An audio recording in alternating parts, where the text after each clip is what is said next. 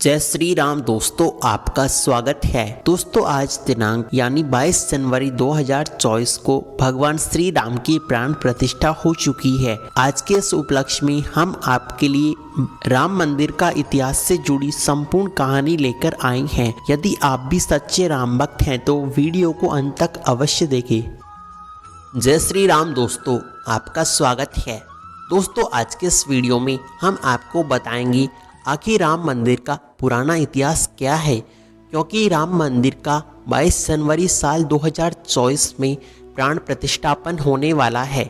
ऐसे में आप सभी राम भक्तों को या हिंदू धर्म के लोगों को यह जानना जरूरी है कि आखिर इस जगह पहले क्या था, यहाँ किसने जीतकर राम मंदिर का निर्माण कराने की मुहिम शुरू की। तो आइए जानते हैं। बाबर ने 1528 में अपने सेनापति मीर बाकी को अयोध्या के भव्य राम मंदिर को तोड़ने का आदेश दिया। इतिहासकार कालिंगन के अनुसार श्री राम मंदिर को बचाने के लिए हिंदुओं ने जान की बाजी लगा दी थी। 1,74,000 के करीब हिंदू भाइयों ने बलिदान दिया। इसके बाद मुगल मंदिर को हानि पहुंचा सके। मंदिर इतना मजबूत बना हुआ था कि तोड़ने के लिए तोप के गोलों का इस्तेमाल करना पड़ा। इसके बाद मंदिर को नष्ट करने के लिए जलाल शाह ने हिंदुओं के खून का गारा बनाकर लाखोरी ईंटों से बाबरी मस्जिद का निर्माण करवाया। मीठी नरेश मेहताब सिंह को जब मंदिर का आक्रमण की जानकारी मिली तो उन्होंने बद्रीनाथ तीर्थ यात्रा रद्द कर दी और सैनिकों के साथ मीर बाकी से जंग जा भिड़े। 17 दिनों तक चली भीषण जंग में दोनों ओर से असंख्य सैनिक मारे गए। अंत में मेहताब सिंह समेत राम भक्त वृद्ध केहरी की वीर गति को मृत्यु प्राप्त हुई। हंसवर रियासत के राजा रणविजय सिंह कुल पुरोहित देवदीन पांडे ने 70,000 योद्धाओं के साथ बाबर की सेना से दिन रात श्री राम जन्मभूमि के लिए संघर्ष किया। युद्ध में बुरी तरह घायल हो गए। इसके बावजूद भी अनेक मुगल सैनिकों को मौत के घाट उतारा और अंत में वे भी वीर गति को प्राप्त हुए। इसके बाद हंसवर सिंह राजा रणविजय के सिंह पुरोहित अपने देवदीन पांडे के साथ मृत्यु का समाचार मिला तो उन्होंने अपनी महारानी जयकुरी को सत्ता सौंप दी और खुद 25,000 सैनिकों को लेकर श्री राम जन्मभूमि मुक्त कराने के लिए निकल पड़े। अंत में वे भी वीर गति को प्राप्त हुए। राजा रणविजय सिंह के बलिदान के बाद महारानी जयकुरी ने आनंद संप्रदाय के महंत स्वामी महेश्वरानंद के साथ मिलकर श्री राम जन्मभूमि का संघर्ष लड़ा। स्वामी महेश्वरानंद के नेतृत्व में मठों और मंदिरों और अखाड़ों को असंख्य नागा संप्रदाय, गोरक्षपंथी, दिगंबर, निर्मले निर्वाणी साधुओं ने शस्त्र उठावे और उन्होंने शत्रुओं का छापामार युद्ध नीति अपनाकर सामना किया। मीर बाकी इतना डर गया कि वह ताशकंद की ओर भाग गया। हुमायूं के काल में भी महारानी जयकुरी और स्वामी महेश्वरानंद लगातार संघर्ष करते रहे। इन्हें 10वें युद्ध में सफलता मिली और श्री राम जन्मभूमि 2-3 सालों तक मुगलों से मुक्त रही। बाद में दोनों योद्धा मुगलों को विशाल सेना से लड़ते हुए वीर गति को प्राप्त हुए। अंत में अकबर के समय कोयम्बतूर से आए रामानुजन संप्रदाय के स्वामी बलराम आचार्य ने श्री राम जन्मभूमि को मुक्त कराने के लिए 20 युद्ध लड़े। बाद में बीरबल और टोडरमल की सलाह पर अकबर ने यहाँ एक छोटा मंदिर बनवाया। शाहजहाँ के काल तक उस मंदिर में निर्विघ्न पूजा होती रही, पर 90 वर्ष बाद निर्विघ्न पूजा होने के बाद औरंगजेब ने अपने सिपाही जांबाज खां को सेना समेत मंदिर नष्ट करने का आदेश दिया। अयोध्या के अहिल्या घाट पर परशुराम मठ था। वहाँ बाबा वैष्णव दास रहते। उनके साथ चिमटाधारी साधुओं की एक विशाल शिष्य मंडली थी। इन्होंने चिमटों और त्रिशूलों के साथ मंदिर की रक्षा करी और जांबाज खां को उल्टे पैर लौटना पड़ा। औरंगजेब ने दूसरी बार सैयद हसन अली को विशाल सेना के साथ मंदिर नष्ट करने के लिए भेजा। बाबा वैष्णव दास ने समय रहते गुरु गोविंद सिंह जी से संपर्क किया। वे सेना समेत मंदिर की रक्षा के लिए अयोध्या पहुंचे। इन्होंने साधु सेना के साथ मिलकर मुगल सेना को धूल चटा दी। हसन अली शहदत खान मोर्चे पर मारा गया। इसके बाद सन 1664 में औरंगजेब ने एक विशाल सेना मंदिर तोड़ने को भेजी, लेकिन जब तक गुरु गोविंद सिंह लौटे चुके थे, मुगल सेना ने चबूतरे पर बने लघु मंदिर को तोड़कर वहां एक बड़ा गड्ढा कर दिया, लेकिन श्रद्धालु वहीं जाकर पूजा करते रहे।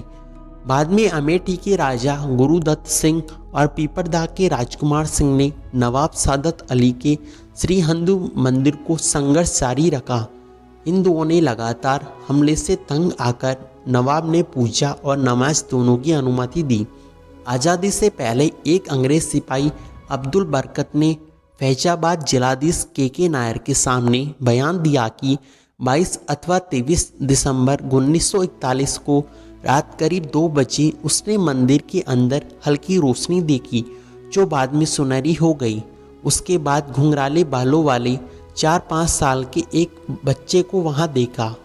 वह देखकर हैरान हो गया। थोड़ी देर बाद देखता है कि मुख्य द्वार पर ताला टूटा हुआ था।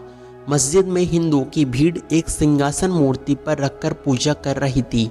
राम मंदिर आंदोलन के दौरान मुलायम सिंह यादव ने कहा था कि विवादित ढांचे पर परिंदा भी पर नहीं मार सकता। 30,000 से ज़्यादा सुरक्षाकर्मी अयोध्या में तैनात किए गए, लेकिन कोलायत के कोठारी बंदों ने मुलायम सिंह के दावे पर हवा निकाली।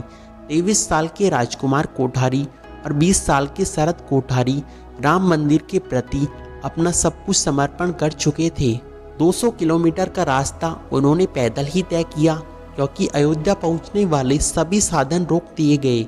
30 अक्टूबर 1990 को विवादित ढांचे पर सबसे पहले चढ़ने वाला युवक शरद कोठारी था। फिर बड़ा भाई राजकुमार कोठारी भी ढांचे पर चढ़ गया और भगवा ध्वज उसने वहां लहरा दिया। 30 अक्टूबर 1990 को विवादित ढांचे में सीआरपीएफ के जवानों ने दोनों भाइयों को पीटकर वहां से खदेड़ दिया।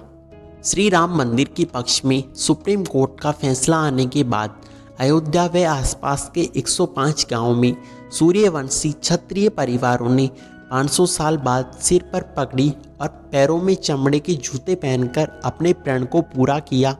दरअसल इनके पूर्वजों ने 16वीं सदी में मंदिर बचाने के लिए हिंदुओं से युद्ध लड़ा, लेकिन वे युद्ध हार गए और मंदिर को बचा नहीं सके। ठाकुर गज सिंह के नेतृत्व में मुगलों ने की जंग हुई। इस जंग में ठाकुर गज सिंह हार गए। हारने के बाद गज सिंह ने श्री राम मंदिर जन्मभूमि पर कब्जा होने तक पगड़ी व जूते न पहनने की प्रतिज्ञा ली।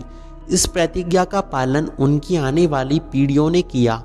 श्री राम मंदिर जन्मभूमि के लिए हिंदू समाज ने 78 धर्म युद्ध लड़े, जो कि भारत के लिए बड़ी गर्व की बात है। इनमें 3,50,000 से ज़्यादा हिंदुओं ने भगवान श्री राम के लिए अपने प्राणों की आहुति दी। आपको बता दें कि बाबर के काल में 5 धर्म युद्ध, हुमायूं के काल में 10, अकबर के काल में 20 और औरंगजेब के काल में सर्वाधिक 30 युद्ध लड़े। इसके बाद 1-2 युद्ध अंग्रेजों के समय लड़े। प्रताप सिंह के कार्यकाल में एक धर्म युद्ध लड़ा गया। 5 अगस्त 2020 को राष्ट्र के पीएम नरेंद्र मोदी ने श्री राम जन्मभूमि पर राम मंदिर के लिए शिलान्यास किया। इसी के साथ राम मंदिर की नींव पड़ी।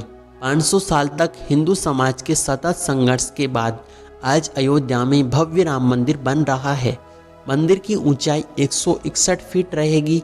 सिर्फ नींव में ही 2 लाख ईंटें लगेंगी, जिन पर श्री राम लिखा होगा। सीढ़ियों की चौड़ाई 16 फीट होगी। मंदिर में 5 गुंबद होंगे। पूरा मंदिर 360 पिलरों पर टिका होगा। इसमें गर्भगृह और नृत्य मंडप अलग से होंगे। इसी के साथ राम मंदिर साल 2024 22 जनवरी में प्राण प्रतिष्ठा श्री राम मंदिर की होगी।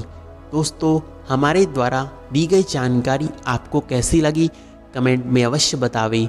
साथ ही वीडियो को लाइक और चैनल को सब्सक्राइब अवश्य करें और कमेंट में जय श्री राम लिखना बिल्कुल नहीं भूलें। धन्यवाद भक्तजनों।